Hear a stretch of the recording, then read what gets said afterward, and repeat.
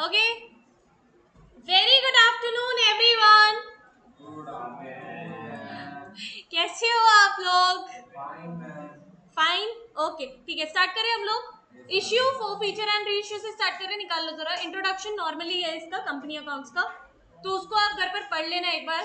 चाहिए तो मैं पढ़ा सकती हूँ, अभी पढ़ाना है क्या? छोटा सा इंट्रोडक्शन है, ज्यादा बड़ा पढ़ाना है हाँ या ना? हाउ मेनी ऑफ यू से यस?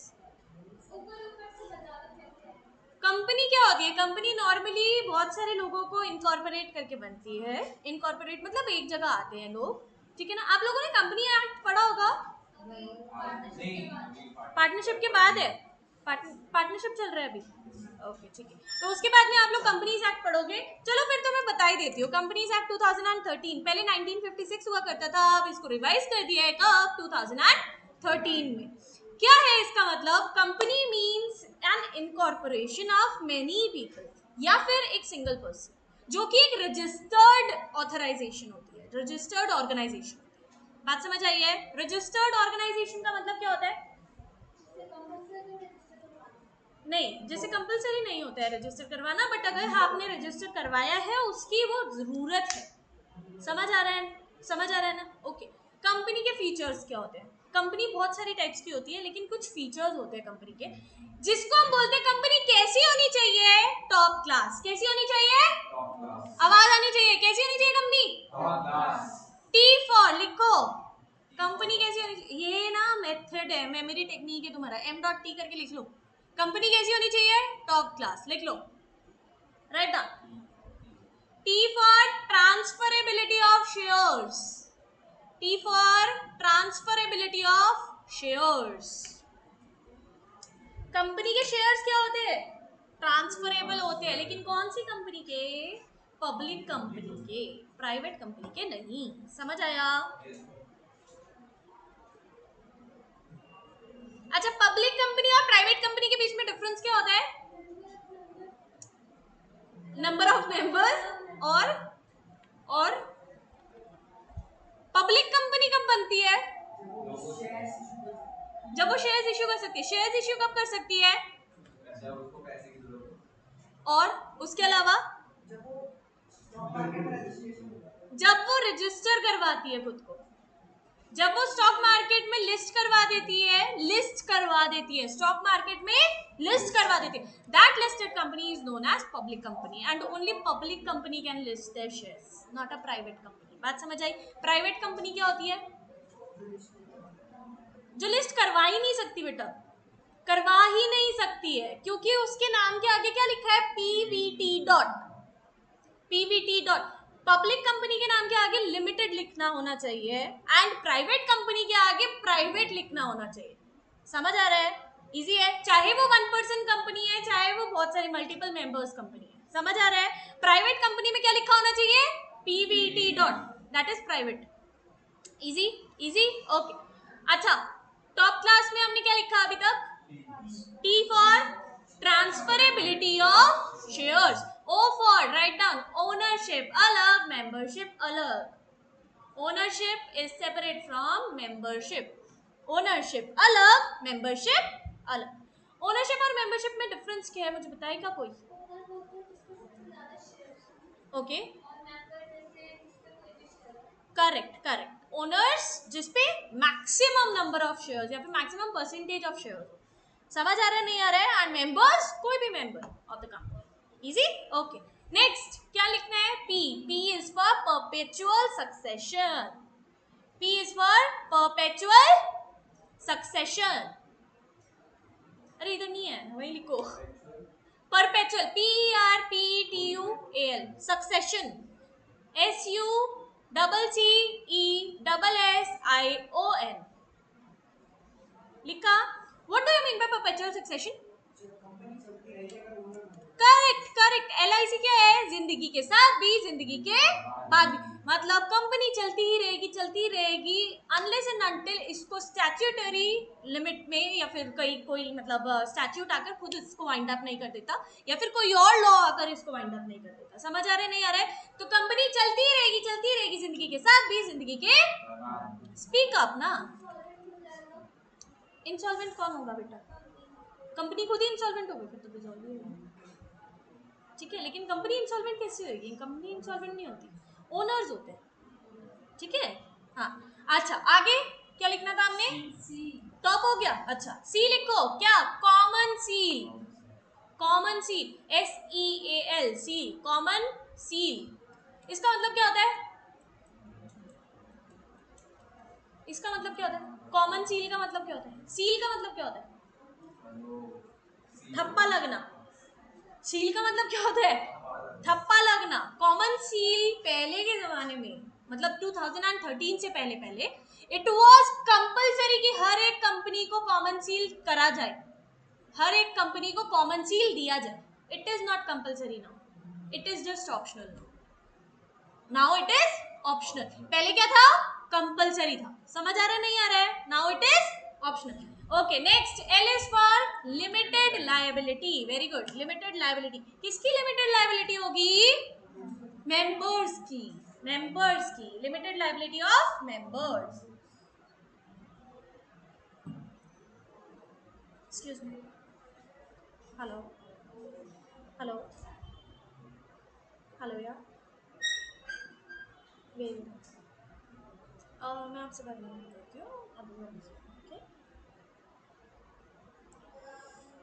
ठीक है। एल लिख लिया, क्या?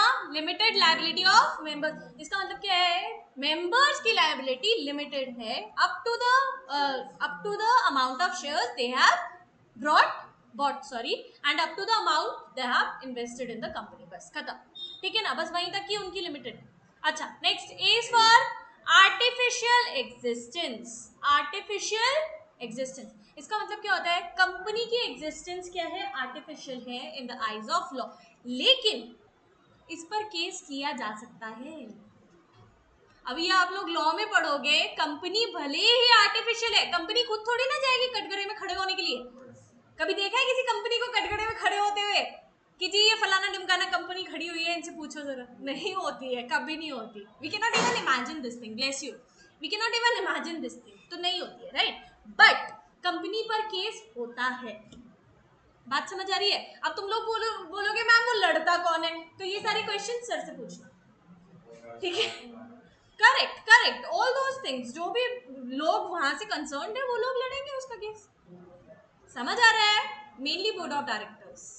समझ आ रहा है? इजी है, ओके। तो कंपनी पर केस हो सकता है भले ही वो आर्टिफिशियल एग्जिस्टेंस रखती है। Easy, okay. S is for separate legal entity. लिखो, सेपरेट लीगल एंटिटी, इसकी खुद की अलग पहचान है, इसकी खुद की अलग पहचान है। मतलब ये अपनी रजिस्ट्रेशन जब करवाएगी, हमारा भी तो बर्थ सर्टिफिकेट बनता है, नहीं बनता है? जब हम लोग पैदा होते हैं हमारा बर्थ सर्टिफिकेट बनता है, वो हमारा रजिस्ट्रेशन है। सिमिलरली कंपनी पैदा हुई है, कंपनी का बर्थ सर्टिफिकेट बनेगा, वो उसका रजिस्ट्रेशन है। और कंपनी की आइडेंटिटी अलग होती है उसके ओनर्स से। समझ आ रहा नहीं आ रहा है? कंपनी की आइडेंटिटी अलग होती है उसके ओनर्स से, बस ये चीज ध्यान रखो। लास्ट का एस खाली रख दो, कुछ करने की जरूरत नहीं है, क्लास नहीं नहीं, वो ऐसे ही लर्न करने के लिए बताया हुआ है, ठीक है। सो बेसिकली कंपनी कैसी होनी चाहिए? Top class. कैसी होनी चाहिए?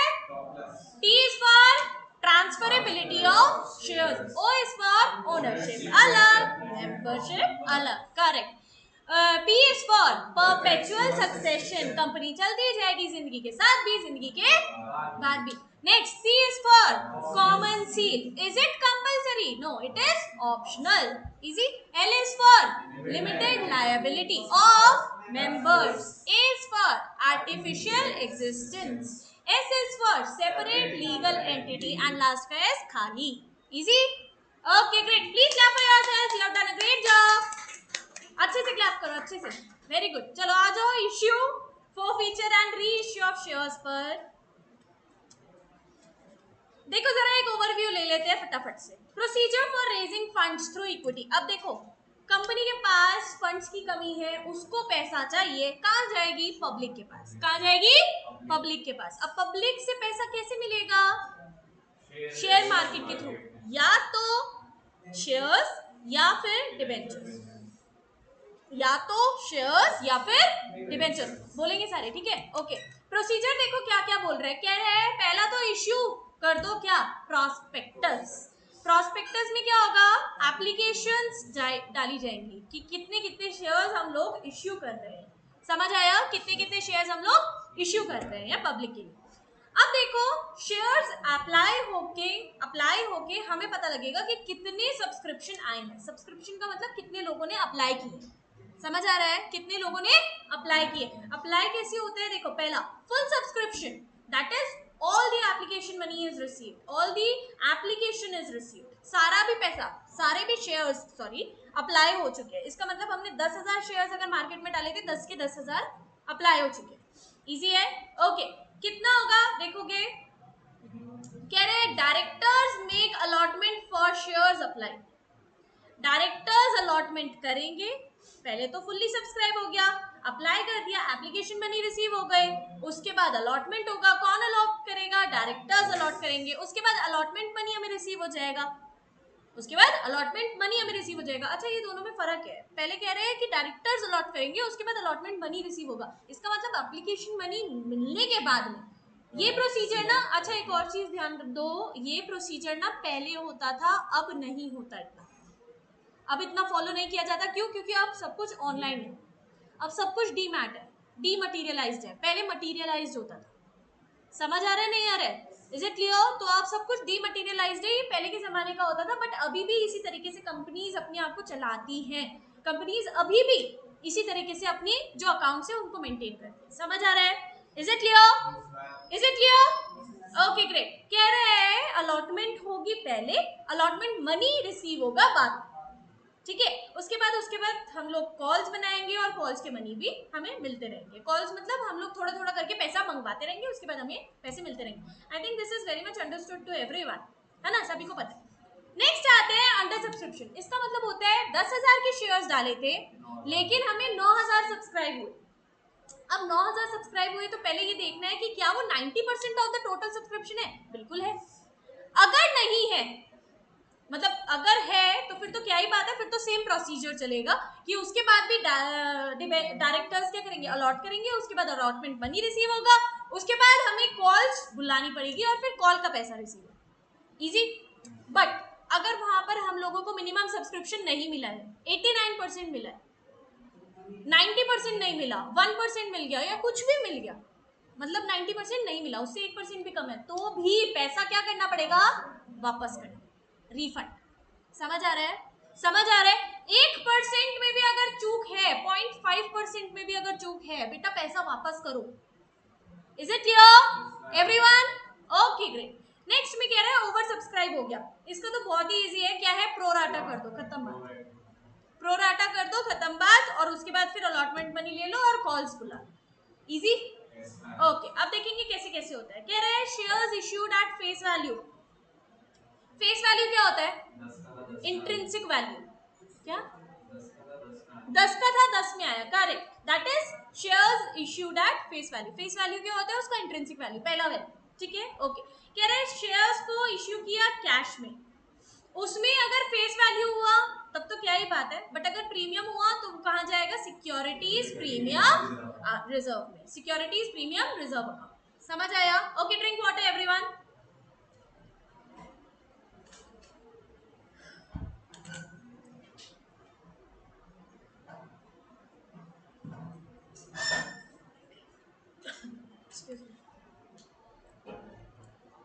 डन,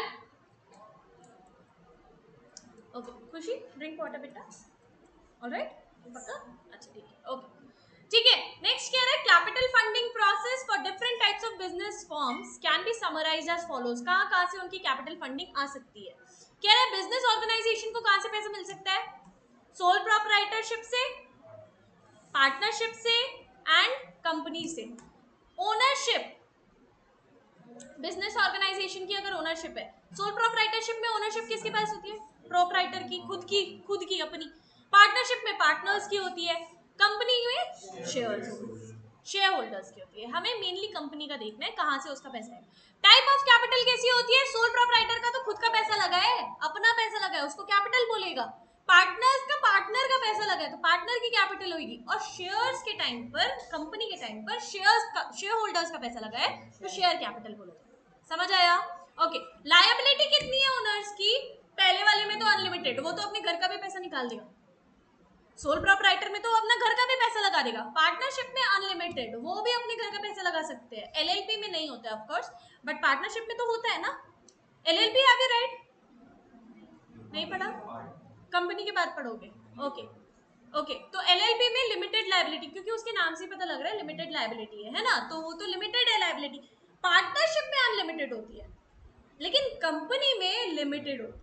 कंपनी में ऑब्वियसली जितना पैसा हमने लगाया है, अब हर किसी से, आप मेरे को एक चीज बताओ क्यों होता है ऐसा, लॉजिक क्या है इसका? हाँ नहीं, लॉजिक ऐसा क्यों करते हैं कि लिमिटेड लायबिलिटी ही है? लॉजिक क्या है?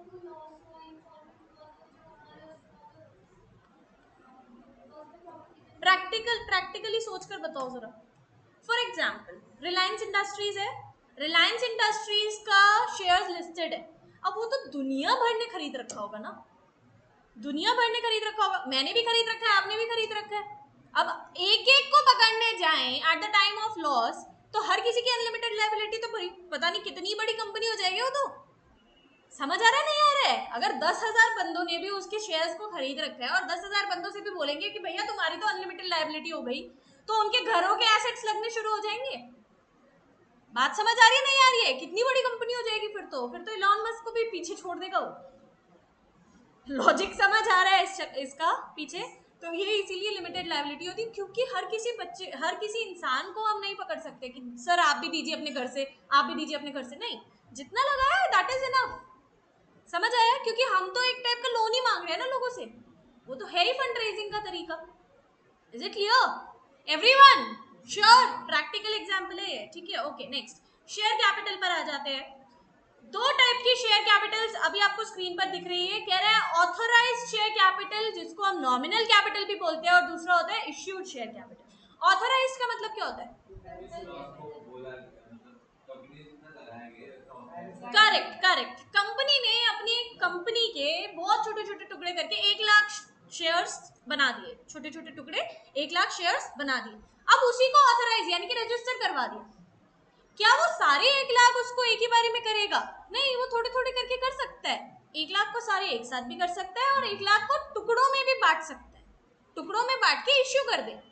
एक साल में 1,00,000 कर दिए, दूसरे साल में कर दिए, 5 साल बाद कर दिए, 10 साल बाद कर दिए, इट डज नॉट मैटर, लेकिन करेगा उन्हीं में से। क्यों? क्योंकि लिमिट उसकी 1,00,000 है। That limit is basically authorised share capital, क्योंकि उसने एक ही बार ऑथराइज करवाना है, वो बार बार नहीं होता है जिंदगी में। समझ आ रहा है? कंपनी की लाइफ में एक ही बार उसके टुकड़े हो सकते हैं। Is it clear? That टुकड़े is basically registered and known as authorized share capital. These work for its lifetime. समझ आ रहा है? These work for its lifetime. Easy? Easy? Okay. Issued में क्या होता है? Issued is basically nothing but जितना हमने issue किया है, जितना हमने पब्लिक के लिए निकाला है for subscription. समझ आ रहा है? समझ आ रहा है? ओके। कह रहे हैं नॉमिनल वैल्यू पे हम लोग इसको कर सकते हैं, एंड इसमें कैश भी हो सकता है, कंसिडरेशन अदर देन कैश भी हो सकता है। कैश में पैसा आया तब तो क्या ही बात है, क्योंकि पब्लिक से तो कैश में ही पैसा आएगा ना। कंसिडरेशन अदर देन कैश का मतलब क्या हो सकता है? क्रेडिटर्स को दे दिए, वेंडर्स से कुछ खरीदा था उसको दे दिए, प्रमोटर्स ऑफ द कंपनी को दे दिए। Who are the promoters of the company? जो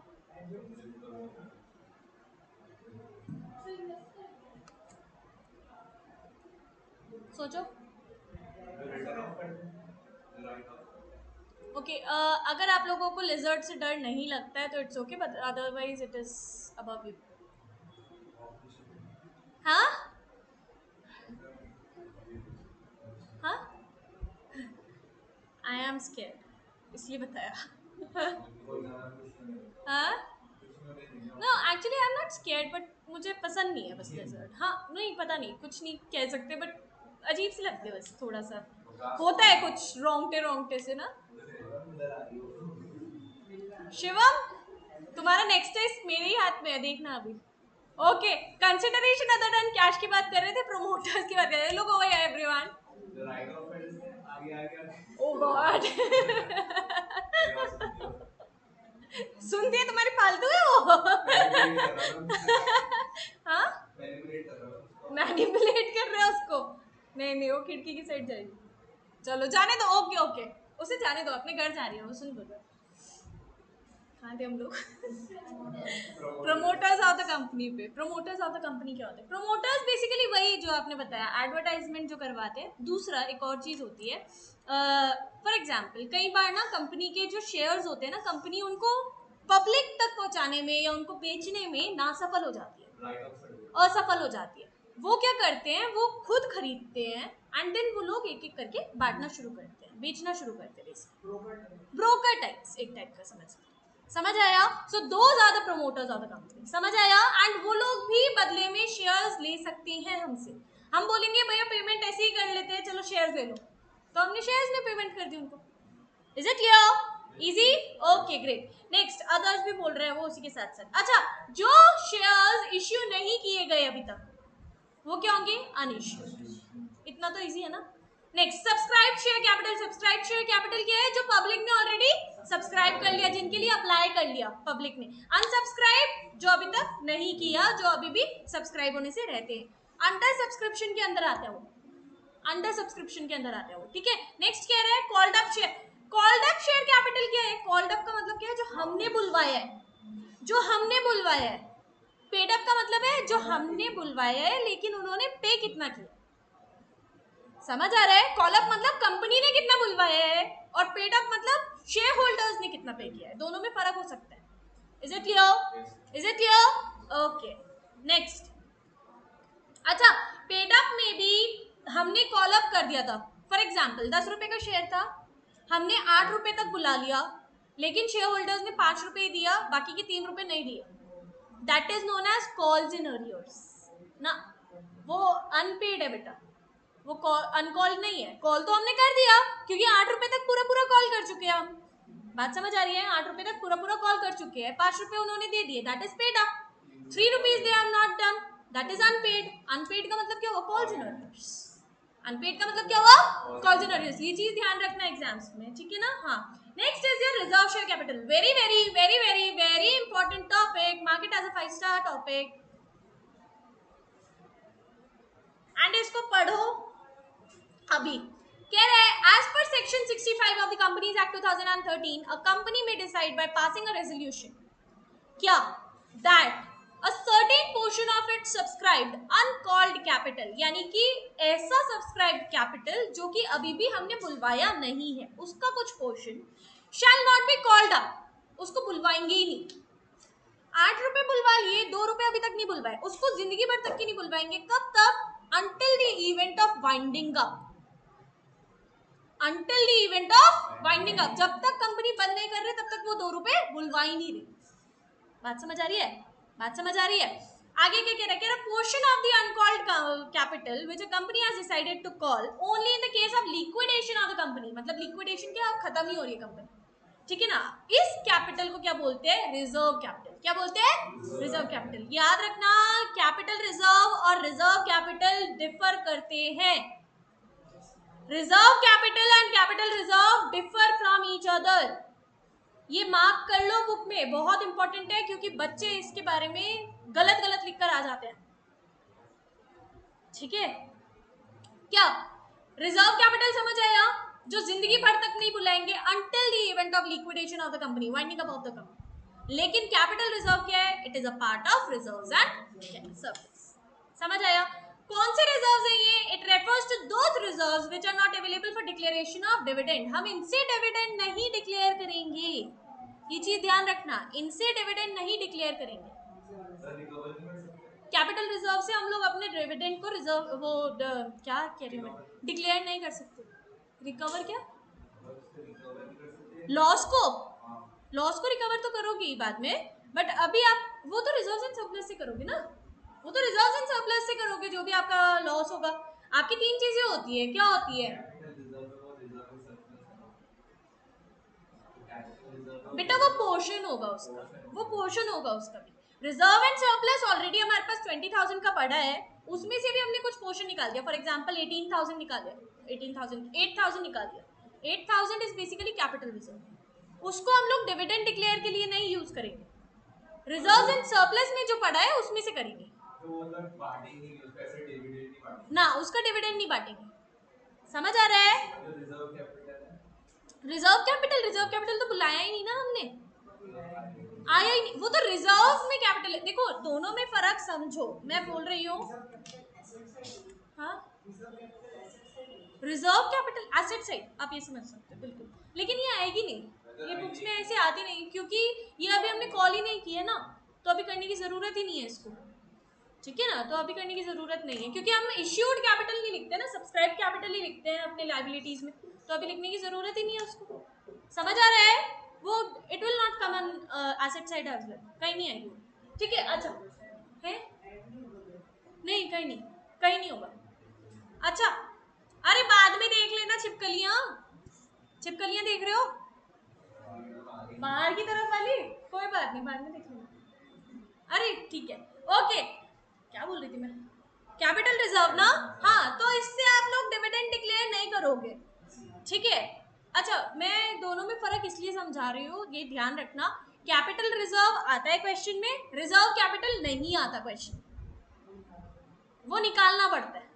वो निकालना भी क्या, आपको पता ही रहेगा, वो तो पता ही रहता है क्या कि इतना कॉल्ड अप नहीं किया तो उसको मल्टीप्लाई कर दो, कितना बचा है वो हमारा रिजर्व कैपिटल। समझ आया? समझ आया, ठीक है। अच्छा, कैपिटल रिजर्व से आप लोग डिविडेंड डिक्लेयर नहीं करोगे, कह रहे हैं 10 reserve capital which is the portion of uncalled capital to be called up in the event of winding up of the company is entirely different in nature from capital reserve which is created out of capital profits only. capital reserve capital profits में से ही बनाया जाता है, समझ आ रहा है? Reserve और कैपिटल हम लोग, रिजर्व और सरप्लस हम लोग वैसे भी कैपिटल प्रॉफिट्स में से ही बनाते हैं। कैपिटल प्रॉफिट्स कैसे होते हैं हमारे? कैपिटल प्रॉफिट्स का मतलब क्या होता है? फिक्स्ड एसेट्स को बेच के प्रॉफिट हो गया, कोई भी रियल एस्टेट की बिल्डिंग थी उसको बेचकर प्रॉफिट हो गया, दैट इज कैपिटल प्रॉफिट। वो हमारा रिजर्व्स एंड सरप्लस में जाएगा, उसका पोर्शन जाएगा, that is basically capital reserve only. वो पूरा पूरा क्या है? कैपिटल रिजर्व है। पूरी मनी जाएगी या फिर बस टोटल टोटल टोटल टोटल, समझ आया? समझ आया? अच्छा, इस, अच्छा मुझे एक चीज बताओ, लॉजिक भी समझना और फिर मुझे बताना, आज यही समझते हैं। मेरी एक बिल्डिंग थी 7 लाख रुपए की एंड वो बिकी है 15 लाख रुपए की, कितने का प्रॉफिट हुआ मेरे को? 8 लाख का। 8 लाख का profit is my capital reserve. क्या मेरा, अगर आज मैं ये बिल्डिंग ना बेचती, क्या मुझे ये प्रॉफिट होता? नहीं होता। तो क्या मैं ये डिविडेंड्स बांट सकती थी? नहीं बांट सकती थी। तो अभी भी अगर मेरे को ये प्रॉफिट हुआ है तो भी मैं ये डिविडेंड नहीं बांटूंगी। बात समझ आई है? इसीलिए इसको कैपिटल रिजर्व बोलते हैं और इससे डिविडेंड्स नहीं बढ़ते हैं। बात समझ आ रही है? बात समझ आ रही है? खुद प्रैक्टिकल नॉलेज लो, रटना नहीं है। क्या बोल रहे हैं? कैपिटल रिजर्व इसलिए नहीं बटेगा क्योंकि अगर वो एसेट नहीं बिकता, अगर वो फिक्स्ड एसेट नहीं बिकता तो शायद वो प्रॉफिट नहीं होता, लॉस भी ना होता, कुछ भी ना होता, कुछ भी ना होता, कुछ ना होता बेटा, बेचते ही ना उसको, अगर वो एसेट बिकता ही ना तो कुछ भी ना होता, प्रॉफिट भी नहीं होता। No profit no loss situation पे होते हम लोग, and then also we were not able to divide the dividend और डिक्लेयर द डिविडेंड, तब भी हम लोग डिक्लेयर नहीं करने वाले थे, तो अब भी क्यों कर रहे हो? बात समझ आई है? बट हाँ, अगर शेयर्स से हमें कोई प्रॉफिट हुआ है then we can declare the dividend, obviously. समझ आ रहा है? हाँ, कंपनी को प्रॉफिट हुआ है तब हम लोग डिक्लेयर डिविडेंड करेंगे। समझ आ रहा है? दोनों में फर्क इसलिए समझ आया आप लोगों को? इजी है? Okay great. ओके, कह रहा है ऑथराइज कैपिटल, सॉरी, हाँ दैट, हाँ जी आपको, ओके इट्स ओके, हाँ ओके। आगे क्या कह रहे हैं? कह रहे हैं ऑथराइज्ड कैपिटल कौन सी होती है हमारी? Authorised capital is basically nothing but issued capital plus unissued capital, दोनों को भी ऐड कर दिया तो क्या है हमारी ऑथराइज्ड कैपिटल। ये तो हमें पता ही है, राइट? ये देख लेना एक बार क्या क्या लिखा हुआ है। सब्सक्राइब्ड कैपिटल क्या हो सकती है? या तो पूरी पूरी सेम हो सकती है हमारी ऑथराइज्ड कैपिटल के, या फिर लेस देन इश्यूड कैपिटल, या तो इक्वल हो जाएगी इश्यूड कैपिटल के, या फिर ऑथराइज बोला था मैंने, सब्सक्राइब कैपिटल या तो इक्वल है हमारे इश्यूड कैपिटल के या फिर less than issued capital.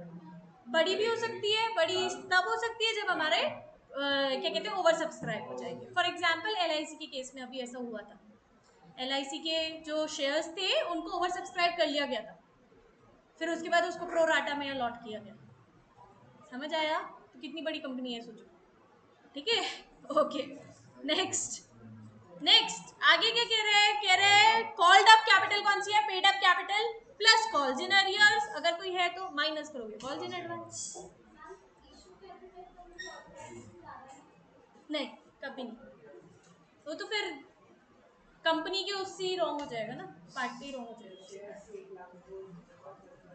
Exactly, आपने रजिस्टर जितने करवाई है आप उतने ही करोगे, उससे ज्यादा नहीं कर सकते इशू, ठीक है, ठीक है, easy. Okay great, start with illustration 1। अब देखेंगे, देखो कैसे करना है। बैलेंस शीट का पहले मैं फॉर्मेट बता देती हूँ आप लोगों को, कुछ नहीं करना। इक्विटी एंड लायबिलिटीज है यहाँ पर, उसके नीचे आएगा शेयर होल्डर्स फंड्स, उसके नीचे आएगा शेयर कैपिटल, उसी के नीचे रिजर्व्स एंड सरप्लस भी आता है, राइट। यहाँ पर नहीं है, लिख लेना अगर होगा तो, ठीक है। Equity and liabilities, share holders funds, share capital, reserves and surplus, अगर होगा तो, नहीं है तो मत लिखना। समझ आ रहा है? समझ आ रहा है? This is the format basically, है ना, जो हमारी शेड्यूल 3 की फॉर्मेट होती है। कंपनीज का आप लोगों को पता है ना बैलेंस शीट का फॉर्मेट कौन सा होता है? नहीं पता है तो एक बार पढ़ लेना, बुक में फॉर्मेट दिया हुआ है इंट्रोडक्शन वाले चैप्टर में, सॉरी यूनिट में। समझ आया? ओके, कह रहा है यहीं पर ही इसका टोटल करके खत्म कर दिया। ये हो गया इक्विटी एंड लायबिलिटीज साइड। अब आते हैं एसेट साइड पर। ये LA फॉर्मेट नहीं बन रहा है आपका, ये कौन सा फॉर्मेट बन रहा है? शेड्यूल 3, शेड्यूल वाला फॉर्मेट, हाँ करेक्ट। तो ये क्या होगा, अब इसमें करंट एसेट्स पर आ जाएंगे और जिसमें हमें क्या मिलेंगे, कैश एंड कैश इक्विवेलेंट्स, जिसको हम बैंक भी बोल सकते हैं, कैश एंड बैंक। समझ आया? लेकिन आप कैश एंड कैश इक्विवेलेंट्स ही लिखना, ठीक है। जितना भी पैसा आया वो सारा इसमें लिखा जाएगा। यहाँ नोट्स नंबर लिखे जाएंगे। ये नोट्स नंबर क्यों लिखे जाते हैं? क्योंकि हम इसमें वर्किंग नोट्स की जगह क्या बनाते हैं, notes to accounts. Notes to accounts में देखो सबसे पहले आएगा शेयर कैपिटल, जिसमें हमारी इक्विटी शेयर कैपिटल आएगी, क्योंकि प्रेफरेंस है नहीं। प्रेफरेंस शेयर कैपिटल और इक्विटी शेयर कैपिटल दो टाइप की शेयर कैपिटल होती है, पता है ना। इक्विटी में क्या होता है, वोटिंग राइट्स होते हैं, वोटिंग राइट्स होते हैं, और ये क्या होती है, ओनरशिप वाली होती है। लेकिन प्रेफरेंस शेयर कैपिटल क्या होती है, फिक्स्ड होती है, और साथ ही साथ इनको डिविडेंड मिलेगा, प्रॉफिट में प्रेफरेंस मिलेगी, लेकिन इनको कभी भी वोटिंग राइट्स नहीं मिलते, and also they do not enter in the management of the company. समझ आया? Easy, okay. Equity share capital लिखा हुआ है यहाँ पर। ऑथोराइज कितनी की थी वो लिखोगे, देन इश्यूड कितनी की थी वो लिखोगे, सब्सक्राइब कितनी हो गई है वो लिखोगे, called up and paid up कितनी है वो लिखोगे, एंड ये खत्म, ठीक है। अच्छा, इसमें कुछ कॉल्स इन अरियर्स भी हो रहे हैं या फिर कॉल्स अनपेड भी हो रही है? हाँ, कॉल्स इन अरियर्स ही है बेसिकली। कॉल्स इन अरियर्स हो रहे हैं तो उसको आप डिडक्ट करोगे, माइनस करोगे, and then your answer is there. और कैश एंड कैश इक्विवेलेंट्स में बैलेंसेस विद बैंक, खत्म। Start and completed please quickly. अभी नहीं करनी, ये वाले में नहीं करनी है, जर्नल एंट्री बाद में करोगे आप लोग। ये आज हम लोग यहीं पर ही कंप्लीट करते हैं, जर्नल एंट्री के लिए हम लोग कल करेंगे, ठीक है। आप लोग पढ़कर आओगे लेकिन घर से कुछ, ठीक है।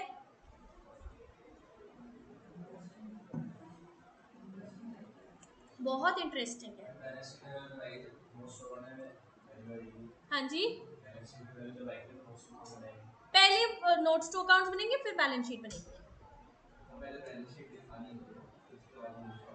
बनेगा तो वैसे ही, पहले बैलेंस शीट उसके बाद नोट्स टू अकाउंट्स। प्रिपेयर कैसे कर रहे हो आप, पहले नोट्स टू अकाउंट्स प्रिपेयर कर रहे हो, क्योंकि आपको अमाउंट्स पता चल जाए, ठीक है ना।